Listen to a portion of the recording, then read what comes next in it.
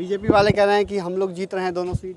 BJP वाला के बाजार साफ है। रामविलास जी के मरने के बाद जिस पार्टी को नाश किया है बीजेपी, आज फिर जो है उसको लेकर के घूमने लगा है। हम नीतीश जी हैं, तेजस्वी जी हैं, मिल करके जो फैसला करेंगे, आज ये दुल्हा को भेजेंगे, हम लोग वो दुल्हा का ब्याह करा के भेज देंगे। मेरा नाम अभिषेक है। कल मोकामा और गोपालगंज उपचुनाव के नतीजे आएंगे। ऐसे में राजद विधायक और बिहार विधानसभा के सचेतक हमारे साथ हैं मुन्ना यादव जी। क्या लगता है? दोनों सीट हम लोग जीतेंगे। हम तो गोपालगंज में थे, और जो मोकामा का भी रुझान आ रहा है, तो मीडिया भाई, मीडिया तो हम लोगों का, आप लोग जो है नीचे वाले हैं लेकिन ऊपर वाले तो है नहीं। तो मीडिया हम लोगों का नहीं, जनता तो हम लोगों का है ना। जीतेंगे, बिल्कुल जीतेंगे, दोनों सीट जीतेंगे। बीजेपी वाले कह रहे हैं कि हम लोग जीत रहे हैं दोनों सीट। बीजेपी वाला के बाजार साफ है। अब देखे हैं कि बेचारा देखा है कि अब कोई उपाय नहीं है, तो चिराग पासवान को लेकर खड़ा हुआ। वही चिराग पासवान को, जिसको जो दल को तोड़वा दिया। रामविलास जी के मरने के बाद जिस पार्टी को नाश किया है बीजेपी, आज फिर जो है उसको लेकर के घूमने लगा है।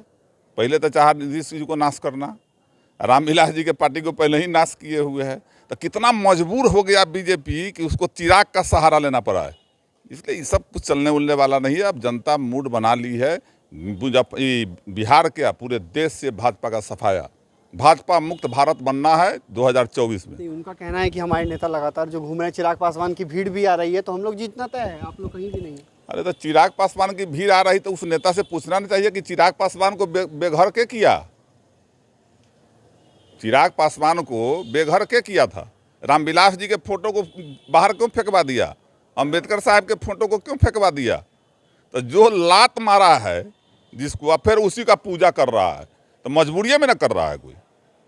चिराग पासवान को जो जा किया, पशुपति पारस और चिराग पासवान को तोड़ा, पार्टी का सिंबल गायब करवा दिया, सारा चीज़ कुकर्म करने के बाद भी जब देखा कि अब कोई उपाय नहीं है, महागठबंधन हम भारी है, तो अब चिराग पासवान को भी ले आया कि कम से कम कुछ तो इससे हो जाए। अब बीजेपी वहाँ लाज बचाएगी, बाद बाकी कुछ नहीं। बिल्कुल जीत होगा, कल देखिए, बिल्कुल खिलाएंगे। अच्छा, एक कुर्नी सीट पर भी ऐलान हो गया है, वहाँ पर क्या लगता है?